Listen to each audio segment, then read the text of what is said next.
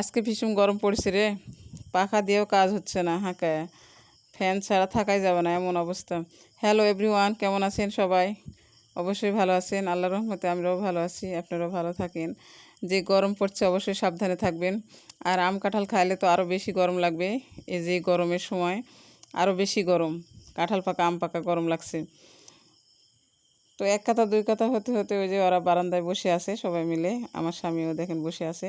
ওরা ওখানে বসে আছে দেখে সবাই মিলে, আমাদের পাড়ারই পাশের বাড়ির এই ছেলেরা তো বসে আছে, দেখেন ওদের সাথে গল্প করতেছে, মনটা খুব খুশি। কেউ যদি ওর কাছে থাকে তাহলে খুব খুশি হয়ে কথা বলে, গল্প করে, গরম শীত যাই লাগুক না কেন ওটা মনেই করে না। আর কেউ যখন পাশে আর থাকে না তখন ও মন খারাপ করে থাকে। আজকে কি সুন্দর হাসি খুশি করে ওর সাথে কথা বলতেছে, আবার বাতাসও করতেছে একাকায়। আমি আবার পাশে বসে থেকে হাতের কাজ করতেছিলাম ব্লাউজের। তো বাইরে না ছাড়া বাড়ির ভিতরে থাকা যাবে না, কারণ অনেক গরম। বাড়ির ভিতরে একটুকু বাতাস নাই, আর বাইরেও তো বাতাস নাই, তারপরেও বাইরে একটু ফাঁকা, তাই বাইরে আমরা বসে আছি। তো এক কথা দুই কথা হতে হতে বললাম যে এই গরমে যদি কাঁঠাল খাওয়া যায় তাহলে আরও ভালো হবে। তখন আমার এই দেবরেরা বলতেছে, তাই নাকি, কে কতটি কাঁঠাল খেতে পারে? আমি আমার বাড়িতে একটা কাঁঠাল আছে, খাবে নাকি? তো সে না, তুমি খাও, তুমি খালে, তুমি যদি এই কাঁঠাল গোটায় খাইতে পারো তাহলে তোমাকে হলো পুরস্কার দেবো, এই কথা বলতেছে। তখন আমি কী করলাম, যে ঠিক আছে আমি কাঁঠাল খাবো, দেখো তোমরা। এই ভেবে আমি কাঁঠালগুলো ভালো ওই অল্প একটু ছিল তো খাইতেছি। তো এমন সময় একটা গল্প মনে পড়ে গেল কাঁঠালের।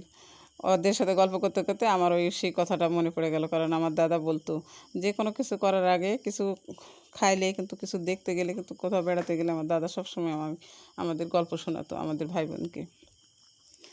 তো আজকেও আমি সেই গল্পটা কাঁঠাল খেতে খেতে মনে পড়ে গেল, ওদের সামনে আসি, তাই ওদেরকেও বলতেছি, আপনাদেরও বলতেছি, বন্ধুরা অবশ্যই শুনবেন ভালো করে।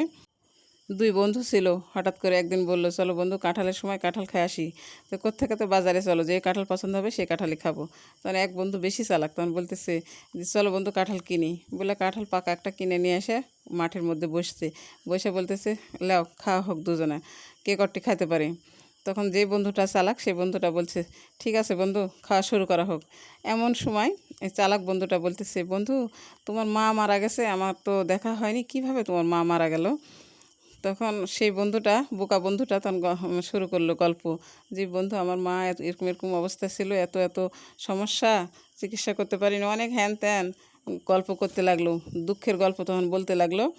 এই ফাঁকে চালাক বন্ধুটা কাঁঠালটা খাওয়া ফেলতে শুরু করছে, এমনভাবে খাওয়া শুরু করছে, পুরাটাই খাওয়া খাওয়া ভাব। এমন সময় ওই বন্ধুটা আবার তাকায় দেখেতে মায়ের গল্প বলতেই আছে, এদিকে বন্ধু কাঁঠাল শেষ করে ফেলেছে। তখন ওই বন্ধুটা বলছে, বন্ধু তুমি তো সব কাঁঠাল খাইয়ে ফেললে এখন। তখন বোকা বন্ধুরা বলতেছে যে ওরে আল্লাহ, সব কাঁঠাল তো খেয়ে ফেললো, তো বন্ধু তোমার বাবা কিভাবে মারা গেছে, আমারও তো দেখা হয়নি, বলো দেখি। তখন ওই চালাক বন্ধুটা বলতেছে, আমার বাবা পড়ছে আর মরছে, কোনো সমস্যা ছিল না, এই বলে কাঁঠাল খাইতেই আসে। তখন এই বোকা বন্ধুটা বলতেছে যে আহারে, এতগুলো কাঁঠাল সব খাইয়ে ফেললো, আমার মায়ের গল্প করলাম, মায়ের কথা বললে তো আমার হুঁশ থাকে না, অনেক কষ্ট পায়, তাই মায়ের গল্প করলাম, কাঁঠালটাও শেষ হয়ে গেল। বন্ধু আমার তো খাওয়াই হলো না, তুমি তো সব খাইয়ে ফেললে, তো বন্ধু আবার কিনে খাবো, আজকের মতো বিদায়, খোদা হাফেজ সবাইকে।